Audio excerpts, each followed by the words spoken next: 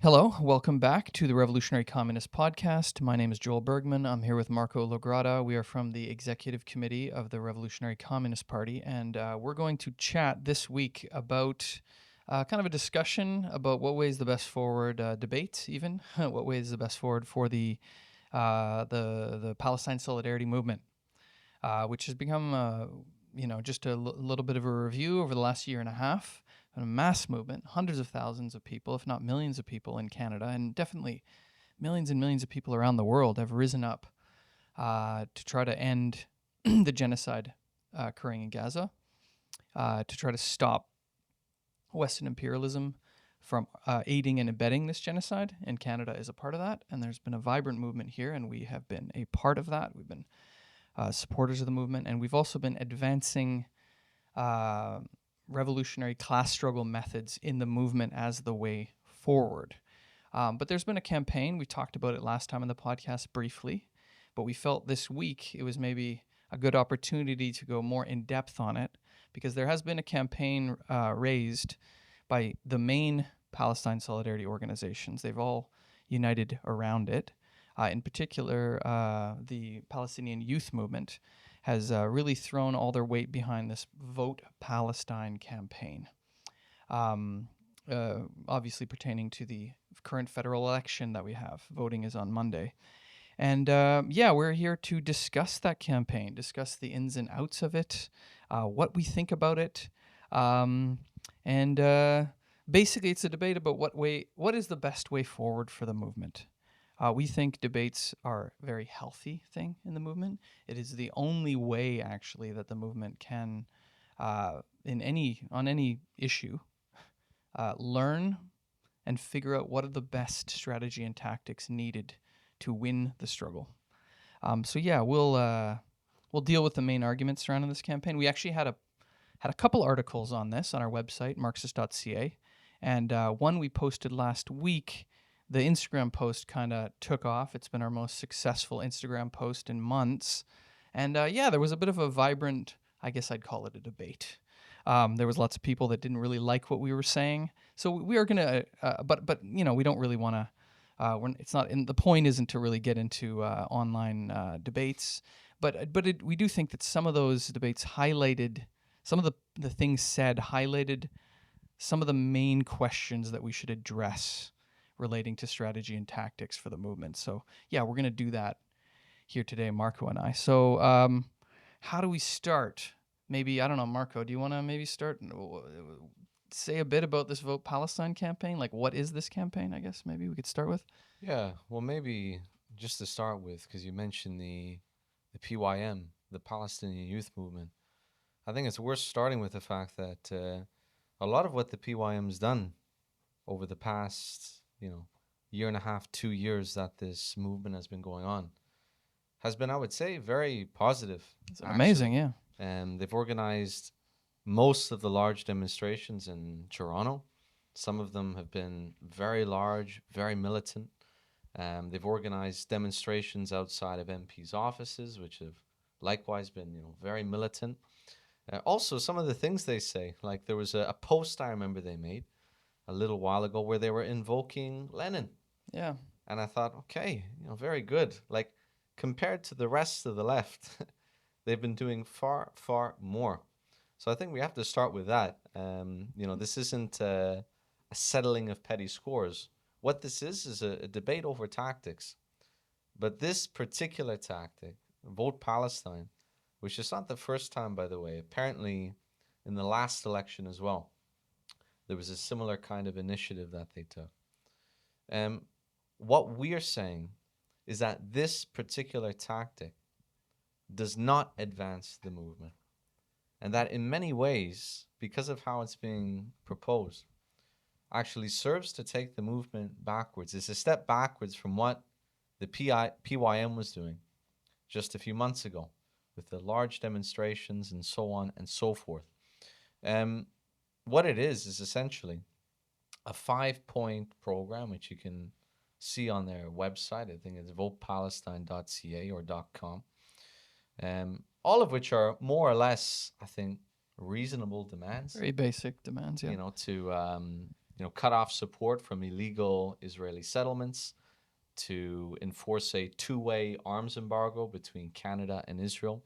I mean, stuff that I think we would agree with.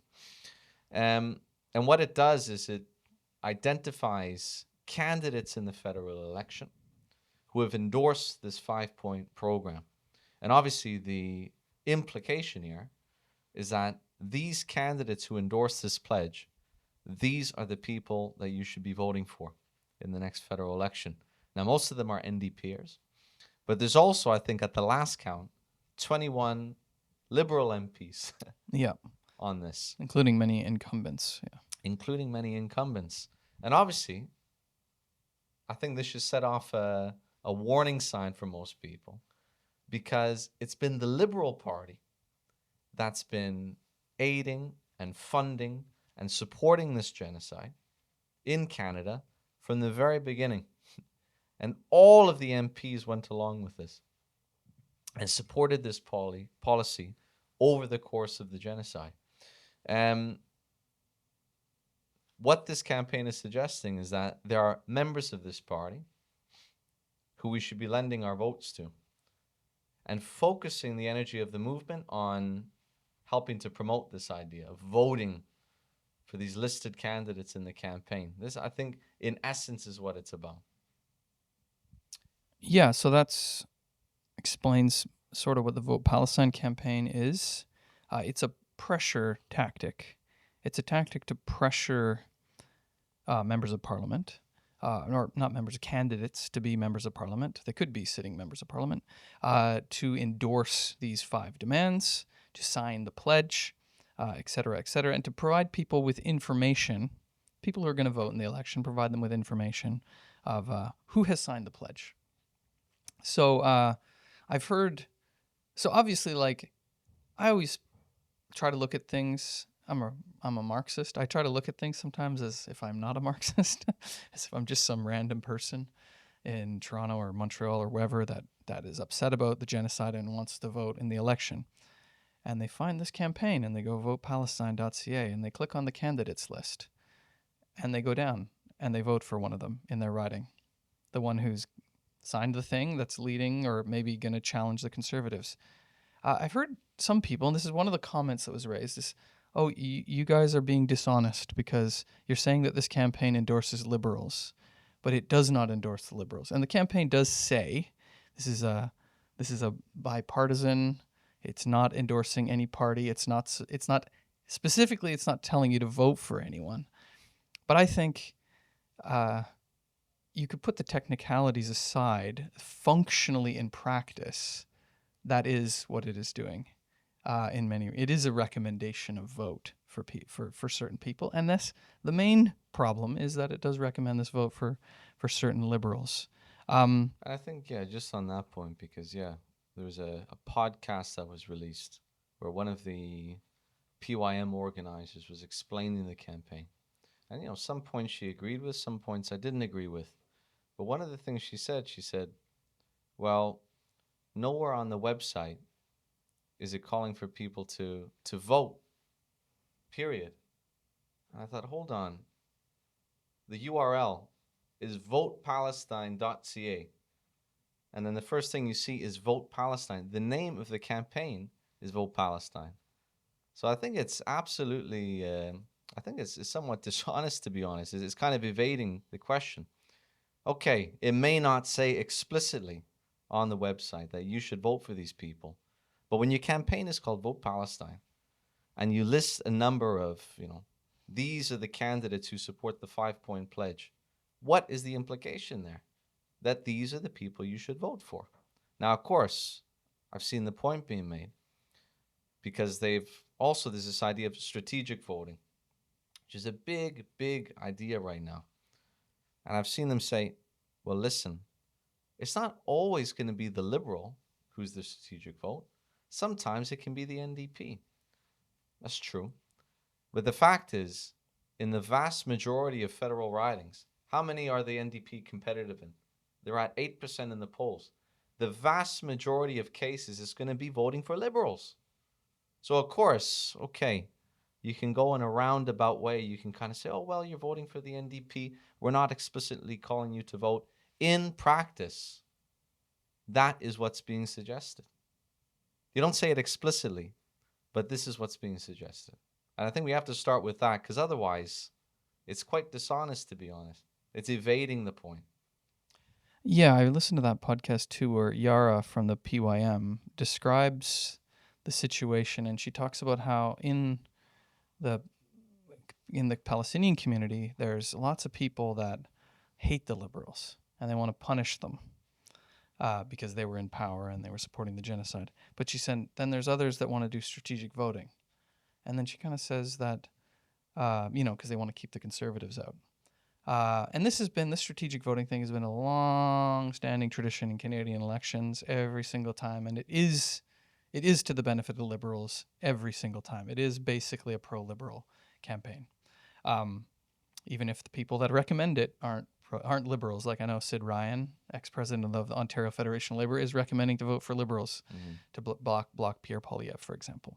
But yeah, Yara, back to what Yara said, she says, oh, but we didn't, she more or less says that the PYM didn't support either view, and they're kind of rising above that debate.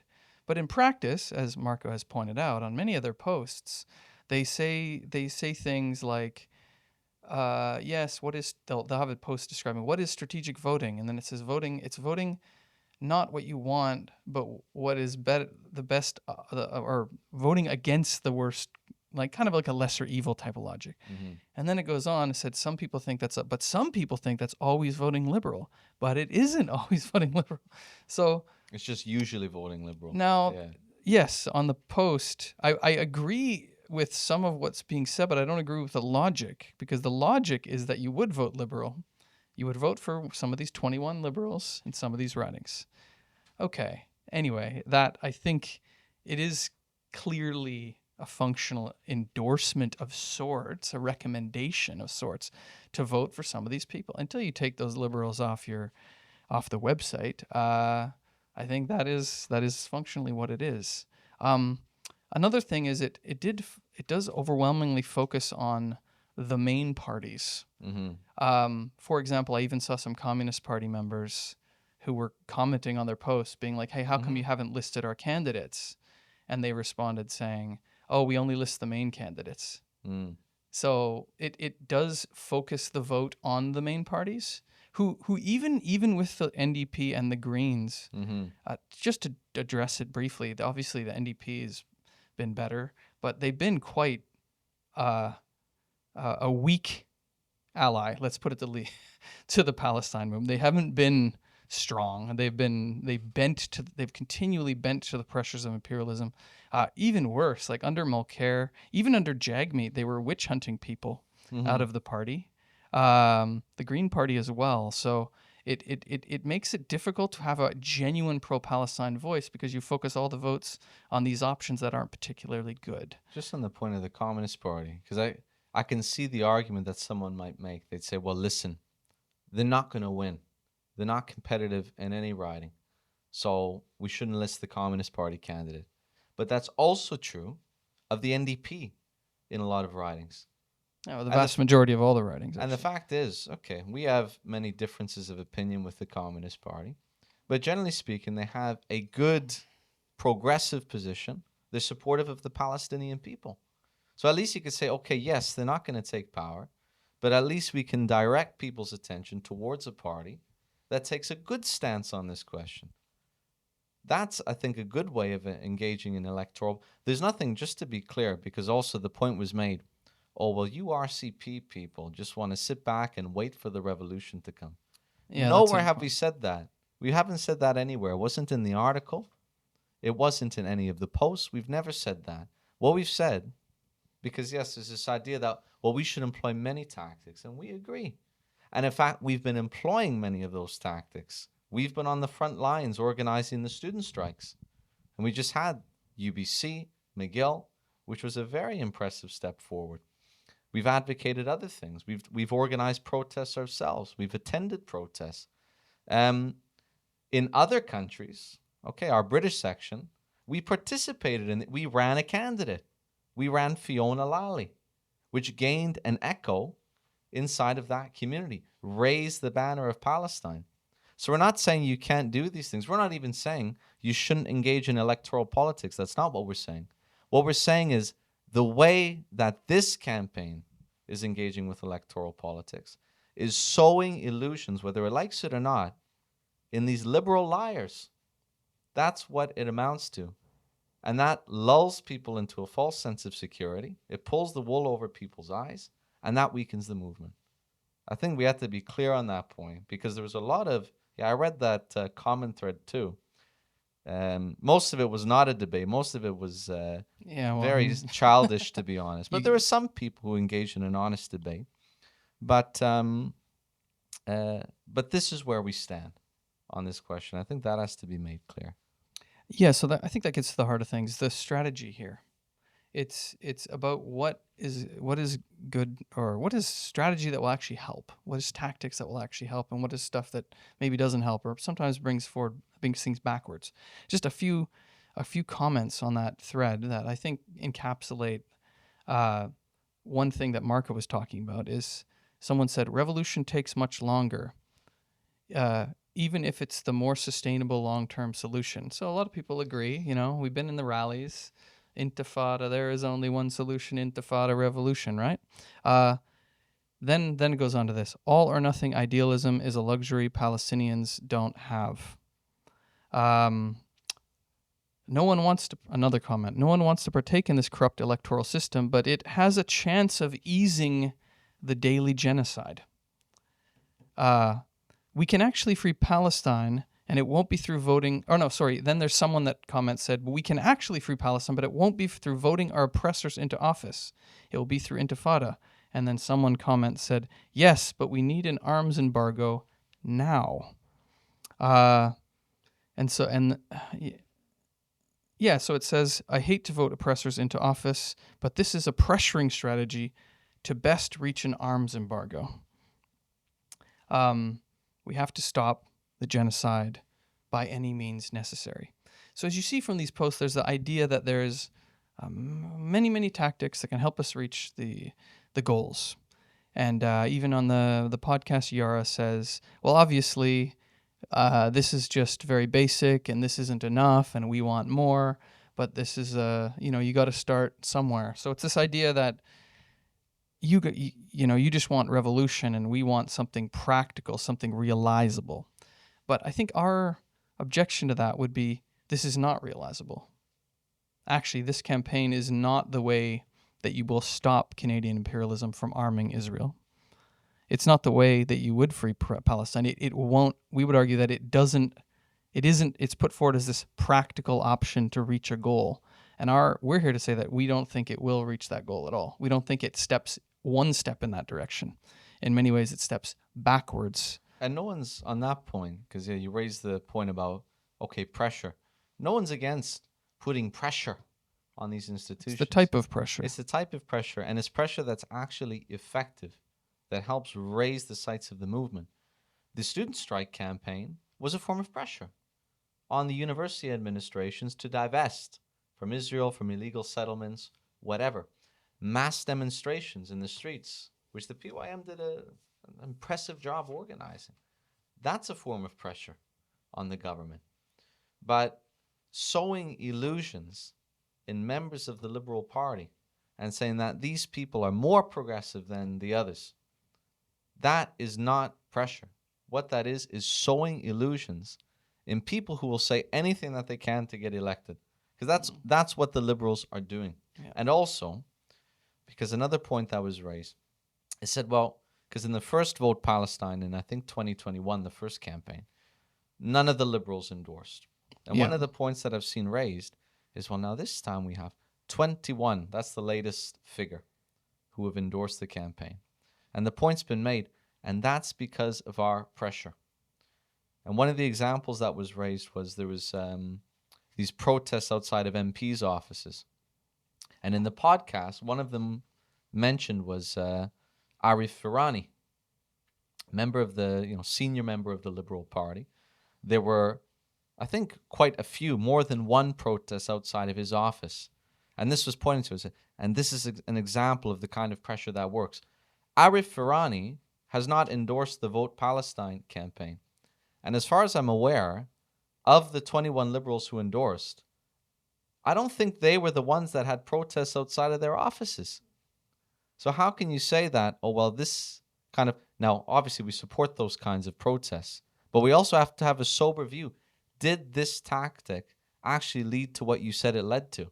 I would have to disagree with that because you protested him. He hasn't endorsed the campaign. So how can you say that this is we have to have an honest view of these things. And that leads to another thing about this. You mentioned the Liberal Party. The Liberal Party is an electoral machine.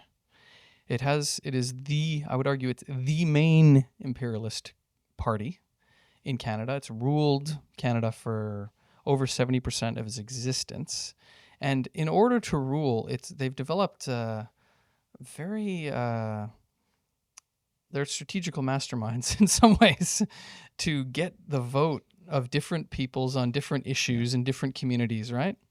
And so this is another issue that I would say with this campaign is it allows what is essentially liberal backbenchers, people who have no power in the Liberal Party. Largely, I know in Toronto, for example, I know there's a couple candidates in Scarborough that signed the pledge. There's one in Brampton that did. It's what you have is in these communities. These are largely immigrant communities, large Muslim populations, right? In these communities, this becomes for some people the main issue. It's more important for them than a lot of the other domestic issues. What it does is it allows, and the Liberal Party has developed this strategy, which is very careful, is they get leading members of different communities, whether it's Muslim, Arab, Indian, and they get them and they run them in these areas so that people see and they cynically, much like the Democrats do in America, they cynically use identity politics to try to get this vote. And so the Liberal Party uses, and they get dozens of votes, or dozens of seats on this basis. Yeah. So what this campaign does is it allows those people to break rank from the Liberal Party, because if they didn't, they wouldn't get elected, to get elected into the parliament and then support a government that functionally will just pursue the exact same policy. So that would be another issue that I see with it. And it's kind of acted like, oh, every politician has their own position and da. I'm like, you're talking about one of the main parties of imperialism in the Western world. They don't really have independence, the candidates here, even if they might sign a piece of paper. I don't think it ultimately matters at the end of the day. And like, this shouldn't be a revelation, but politicians lie, and politicians say whatever they need to say in order to get elected. But what this campaign is doing is it's giving an opening. It's making it easier for these kind of liars to go and say whatever they need to say to get elected. It's making it easier for them to lie. And the reason why so many of them have taken a pro-Palestine stance, these liberal MPs, you look at the ridings where they are. Like, I looked at they list them on the Vote Palestine website. It's, in Ontario at least, Milton, Brampton, Mississauga, Oakville. What do all of these regions have in common? What do all these ridings have in common? They have a large South Asian population, in many cases, Pakistani, large Muslim population. Some of them have a quite sizable Arab population. Like one of them, for example, Adam Van Koeverden. Adam Van Koeverden, he's been a Liberal MP for a few years now. He's a former Olympian. I remember watching him in the Olympics. Oh, really? Okay. I think he was a rower. But anyway, there's nothing particularly left-wing, I would say, about Adam Van Koeverden. He's one of the people who have endorsed the Vote Palestine pledge. But why? He represents the riding of Milton, which has a huge, huge Muslim population. He was actually doing a tour of the mosque just the other day. There were videos of him going to the mosque and saying, yes, we must end. He actually said we have to end the genocide. He actually used, now of course he doesn't use that. The liberal use that word. Yeah, he doesn't use that publicly. He'll use that when he's in the community and he knows it will get him the votes. And of course he said, and just so you know, I'm Adam Van Koeverden. I'm your candidate. Vote for me. That's why they're saying what they're saying, because they want to get elected. And then they get into power. They don't do any of what they promise. And the liberals are, like you said, the masters of this. They're an electoral machine. And the left, the movement, should not be making it easier for them to pull these tricks. The left's role should be to expose them. Like the PYM I mentioned before, they've invoked Lenin. What would Lenin think of a campaign like this? Lenin dedicated his entire life. You read Lenin's writings. 80% of it is vociferous attacks against the liberals. That's the role of a Marxist. That's the role of a revolutionary, is to expose these people. Say, this is what they really are. Don't believe what they're telling you. They're selling you snake oil. That's the role we should be playing.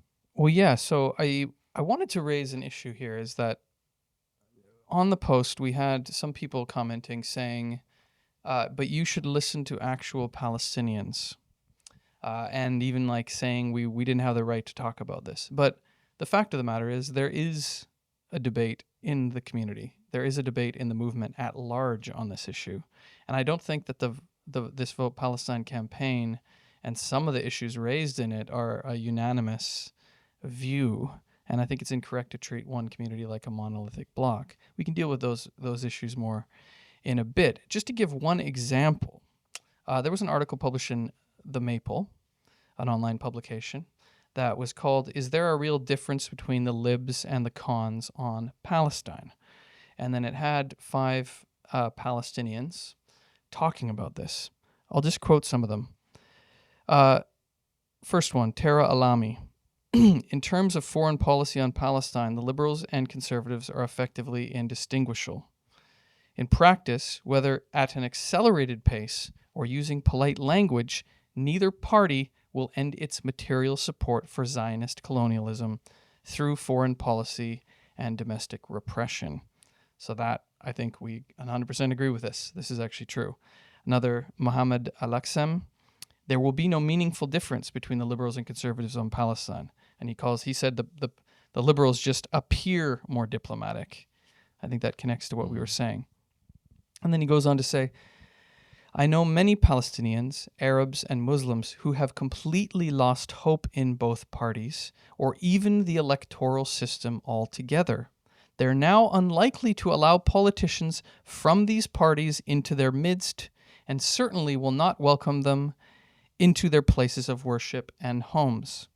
They are right to feel this way.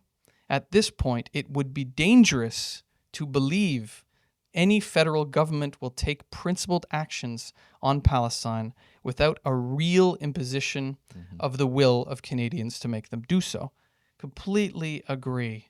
You have another one, Baisan Zubi. She says, "Sometimes the liberals are characterized as being better than nothing."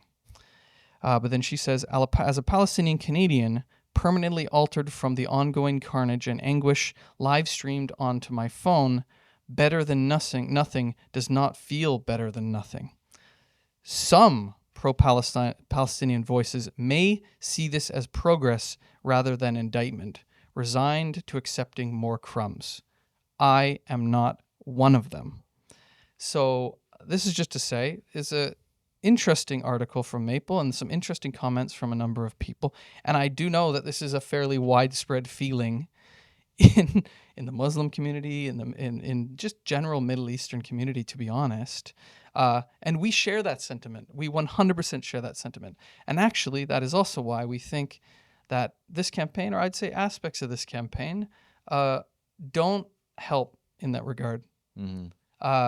They help some people shoehorn a vote for some liberals and some people who have actually been in government during this, is to save them, to allow them to prettify their image. You know, you can say, "Oh, but they changed their minds." They changed their minds. Never trust a liberal. I would never trust a liberal. No. That should be a general principle in the movement. And imperialism, just one final thing here before I pass back to Marco.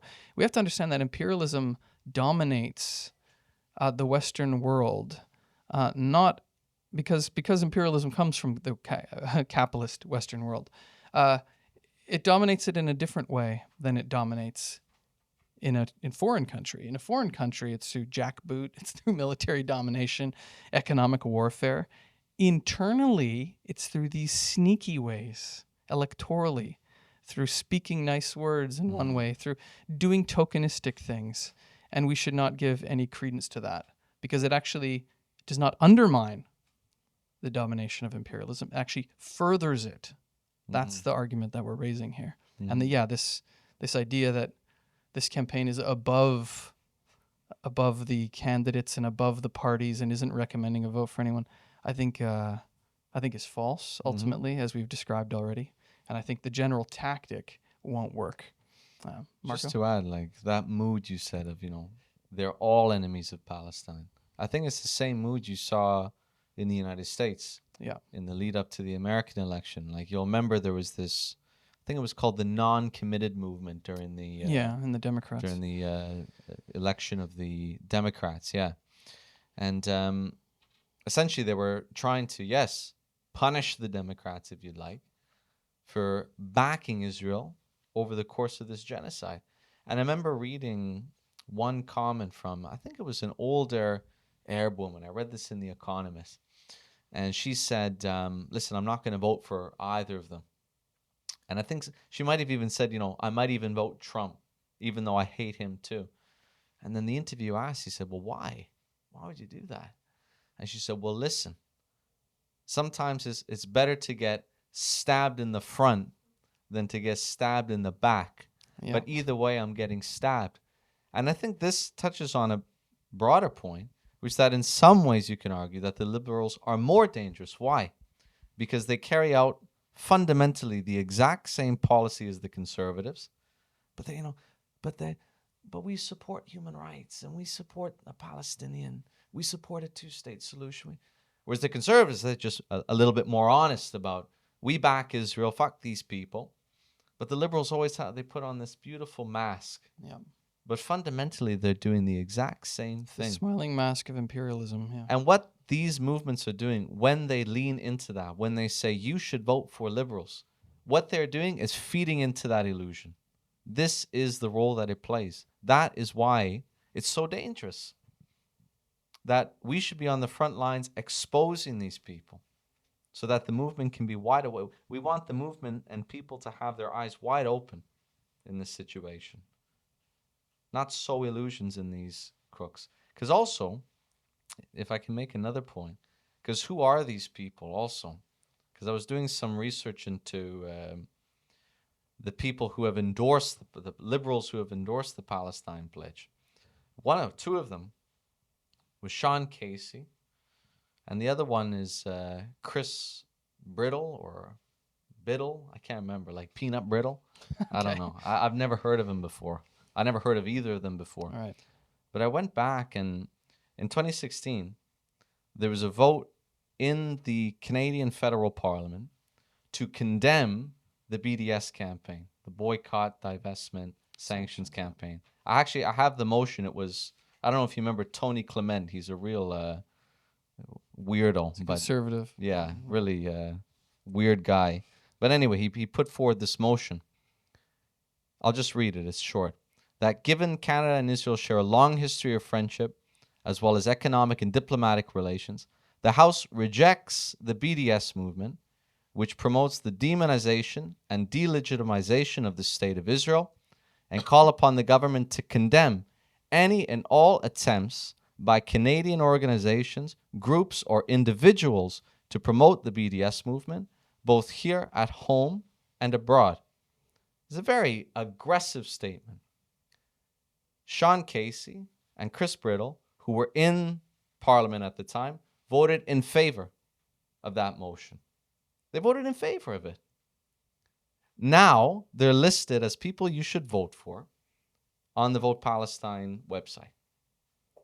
These are the kinds of people that illusions are being sowed in.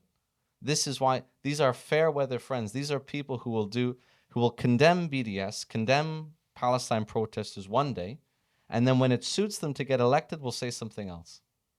These are the kinds of people. This is why this campaign presents such a danger. And I think these are the kinds of things we got to point to.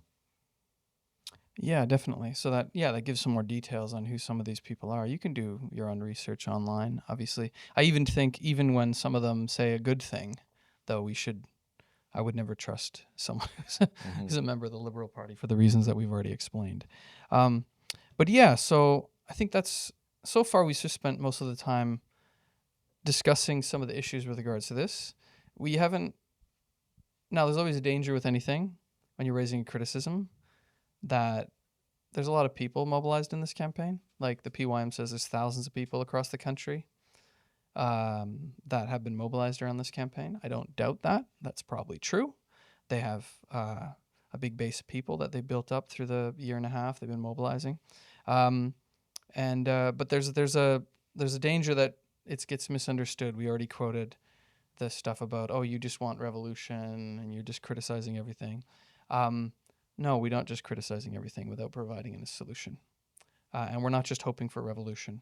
As I said at the very beginning, we we have been promoting in the movement class struggle methods, revolutionary methods, which are not pie in the sky methods. They're very concrete methods to bring the struggle forward. And actually, to pressure the politicians. If you want to exact real pressure, pressure comes from power, not from writing a letter or sending an email or calling your CEO of a company and shaming them morally. Imperialism cannot be morally shamed into not being imperialist and fundamentally breaking their class interest. And Canadian imperialism has a fundamental interest. That's why all the institutions and all the main parties are so. It seems like such a simple issue. And in many ways, it is. How many people have been killed? 160,000 more, maybe, in Gaza? It seems like such a simple issue. Why is it so hard to get anyone to agree with some basic things like the Palestine Pledge? It's because imperialism cannot be moral. It's not a moral question. They can't be morally shamed into not being imperialism. It can be forced, though. That is ultimately what we believe. As all questions in capitalist society, it comes down to a question of a class war, right? And so, yeah, it's been raised. What are you proposing? You're not proposing anything. You're just tearing things down. That's not true. And actually, I do believe this discussion or debate should happen in context. Hmm. The movement's been going on for about a year and a half. It reached last summer, I think, after the encampments. The encampments were a big step forward for the movement. It was a sector of the youth that were not seeing any advancement in the struggle and getting frustrated and try to take matters into their own hands.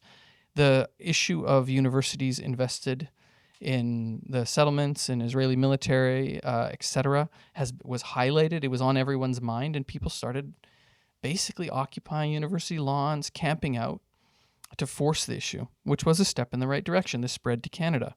But that semester ended. The movement was either wound up or repressed. And then in the summer, it kind of hit a bit of an ebb. What next? What next? In that context, this is the context that the Revolutionary Communist Party, we put forward the idea of a student strike for Palestine. Now, I still believe that this is the logical step for the movement, that young people overwhelmingly support Palestine, and that it's hard to organize a workers' strike. There's a lot more on stake, but if you started with the students, that could actually spread to the workers, as has quite often happened in the past. So, and actually, as Marco's mentioned, like we launched this campaign and it had some success. We popularized the idea. 85,000 students were on strike for a day or two in Quebec last fall. And then this year, there were on some campuses continued mobilizations. And in particular, UBC and McGill, and there was another campus in Quebec, the name escapes me, that voted and went on strike. Actually, at the same time as the PYM was launching this campaign. But this is related to another issue. So yeah, this is what we were putting forward. Class struggle methods actually shut down the campuses, force the issue. And I actually believe that if you did that, a lot of the people that signed on to the pledge would not support that movement. The liberals definitely would not. Maybe even some of the NDP people wouldn't, and the Greens. You never know. But that, I think, would show who the real friends of Palestine were, and it would expose their game that they're playing, trying to appear to be the friend of the Palestinians. And also, not only that, it forces the issue. The university admins so far have not divested. Generally, they haven't. And how do you do it? You shut down the operation. The university is a big business. It's a bourgeois university making profit, right? You shut it down. And also bring the vast majority of the students into the field. Now, when we launched this last fall, we didn't just want to do it on our own. We knew that we were too small. We are active in maybe more cities, couple of dozen cities around the country. But we don't have nearly as much organizational capacity or people involved as a group like the PYM does. So we reached out to them. We reached out to lots of different groups to try to get people. Now, some came on board. It was mostly smaller groups, but the PYM largely left us unread, ignored us, gave us the cold shoulder, sort of said they supported but didn't do anything in some areas. And that was really unfortunate. So this debate on this doesn't come out of nowhere. There's been varying tactics and strategies coming out here and there. We've been promoting the student strike, and we've tried to engage the PYM in a discussion about it to try to get them on board, and largely they've turned us down. And instead they pursue this type of tactic. So that's why we published an article called, and I guess probably we'll go with the title for this podcast, Intifada, Revolution, or Vote Palestine. Literally is that. It's like, one, I don't think you can vote Palestine in this election, as we've outlined. I don't think there is a real pro-Palestinian vote. And then the Intifada revolution, we've all heard the slogan. We need to develop strategy and tactics that are of a revolutionary nature, because that is how serious this question is. Mm-hmm. It goes to the heart of Canadian imperialism, which isn't just some evil people doing evil things. It's a fundamentally an economic relationship that can't be broken with political pressure of this nature. Mm-hmm.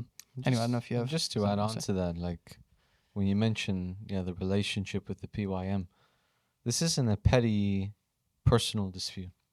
I'm not personally insulted because the PYM didn't respond to the call for a united front on the campuses. No, it's bad for the movement. Yeah. It's bad for the movement. Yeah.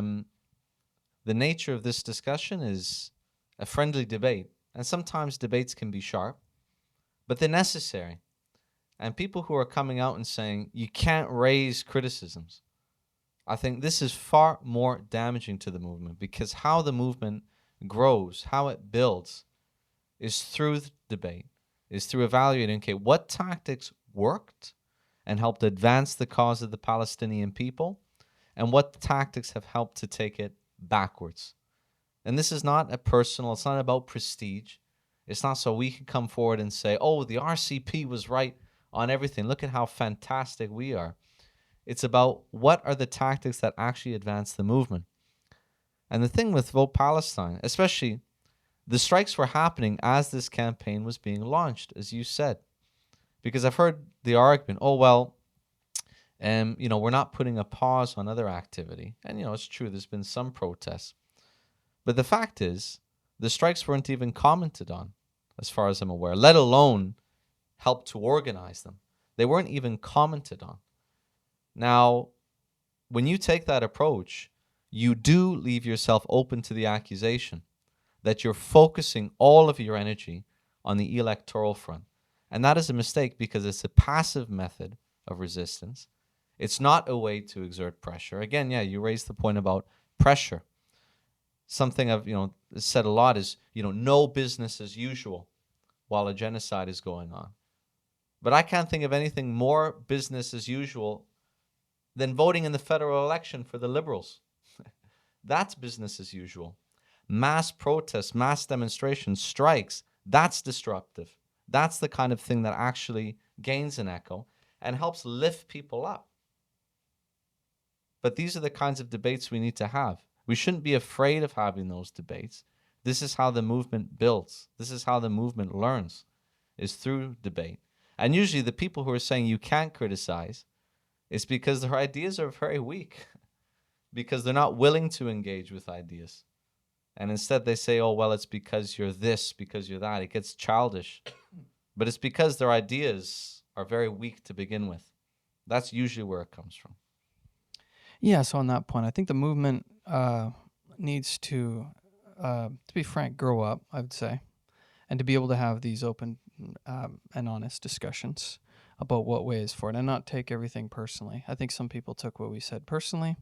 You could tell, I mean, it's online, right? People will say things online that they never say to your face. But yeah, the nature of this discussion is not to be petty. It's not to score points. It's not anything like that. It's we want to put forward what we think is in the best interest of the movement. I would say anybody listening, like if you're a PYM member, if you're just someone who goes to the demos, if do you agree? Do you agree that a student strike is a better way to put the resources, where to put our resources in the movement, and a better thing to focus on? Obviously, the semester is pretty much over this year, but this fall, let's do it. A better thing to put the resources to is that than this campaign, which leaves the door open to voting for some liberal candidates, right? And puts all the eggs in the basket of this pressure tactic on these politicians who, at best, have been quite weak, like the NDP or the Greens, and at worst are Zionists or imperialists, like the Liberals, like directly horrible. So I would say, yeah. Do you agree? What do you think? This needs to be a more vibrant discussion in the movement of what tactics we need. We need revolutionary methods. And the Palestinian liberation movement over the decades and decades and decades has not been this is not alien to the tradition. There's been some really sometimes quite violent debates about what is the best way forward. And there's been many different strategies and tactics tried and attempted, some of them better than others. But yeah, so this is a very important thing that we have a debate and discussion about this. And that is why we are raising these issues. Yeah. I mean, and I guess just another point related to the debate itself. This whole idea of, oh, well, who are you to speak and raise, criticisms on how the movement should be conducted? Because this is another point I've seen raised. And to be honest, it often leans into, this identity politics type argument, or, honestly, a woke type approach to politics. This, well, you're not Palestinian, or you're not this, you're not that. So therefore, you can't say anything about this issue. And to be honest, this is a very, I would say, childish approach to politics, to serious politics. Because, I mean, it's I think, a very basic thing. But you should evaluate what someone is saying on the basis of their ideas at the end of the day. Listen, there are lots of people who are Palestinian who have horrible ideas on how to take the movement forward. Abbas, the leader of the Palestinian Authority, he's Palestinian, and he's been actively collaborating with the Israelis since, for the last decade or more. But he's Palestinian. So should we listen to him because he's Palestinian? What's that guy, that rapper, DJ Khaled? He's Palestinian, and he hasn't said anything. Okay. But I suppose he's more of an authority. The fact is, you should be evaluated on the basis of what you're saying. This whole idea that, oh, well, you're not from this diaspora, you're not from this group. And it's also, I would say, because we've gone to a lot of these demonstrations, that's not what people on the protests are saying. It's a thin layer of activists, many of them university students from a middle-class background. Not always, but a lot of the times that's the case. But that's not the response we've seen at the demos. I remember one of the first demos we went to, we were there, communist table, communist literature. We were very open about our ideas, our position. I think it was an older Lebanese man who came up, wide-eyed. He said, "You're communists." He said, "I remember you people from back in the day." Because communism did have a tradition in many Arab countries. It still does, you could argue, but especially in the past. He bought 10 of our newspapers and started selling them to other people. Actually, he was selling it more energetically than some of our own comrades. That's the kind of attitude, that's the kind of response we get from real, ordinary people in the community. So don't go and tell me because, oh, well, you're not Arab, so you don't have a right to say. Anyone has a right to voice their opinion. You could take it or leave it. You could say you communists are out to lunch with your ideas. You're perfectly well within your right. But I would never come and say, you can't raise the idea. You can't even criticize to begin with. This is a very childish approach to politics, to be honest. And it's not the attitude of most people in the movement. I think that is another point. Yeah, I want to. I think I want to highlight what Marco said there. I think, yeah, this is really not a serious way. I think it's a poisonous way that not just with this issue, but with a lot of issues. As soon as there's an issue in which there's a disagreement and certain people are saying different things, quite often identity is evoked, not addressing the content of the discussion to try to dismiss something. And I think on this issue that's happened a bit. And I just appeal people to not to look beyond that, I guess. And also, even if this were true, well, I'm Canadian. I am fighting against Canadian imperialism. And anyone telling me or telling anyone else, actually, that they should, maybe some members of the Liberal Party are worth voting for, as this is the main party of Canadian imperialism, I will oppose that. I completely oppose this. And I'm going to say so. And it's my duty to say so. Have a lot of experience with the Liberal governments over the years. I've been politically active. So, and I think agreeing with some of the people that we've quoted here, this is not different. It's not different. It's one component, one part. It's one part of a united system, a political system that the imperialists use to dominate Canada. And to give any impression that voting for Liberals is good or better, is a bad thing. Whether you say it directly or not, the implication is there. So, like, what matters are ideas at the end of the day. Like, I remember, okay, I have a funny story. I think I've told you this story. Okay. But soon after the genocide started, we did an event up at York University. And I spoke at that event on the situation in Palestine, on Palestinian history, whatever. Good response. It was a good turnout. A lot of people from the community came out and enjoyed the discussion. And there was one, I think it was a TA or something, who left about halfway through. And one of the comrades caught him on the way out. He said, "What did you think of the event?" And now I was speaking. And then we had a comrade who was Iranian who was chairing the event. And he said, "Well, listen, no, I really liked what the speaker," he said, "I really liked what the Brown brother who was speaking was saying about the issue." Okay. Talking about me. I'm not Arab. I'm Italian. But he thought I was Arab. Right. He said, "I really like what the Brown brother was saying." I think he got my name wrong, too. I think he called me Maroof or something like that. Okay. But anyway.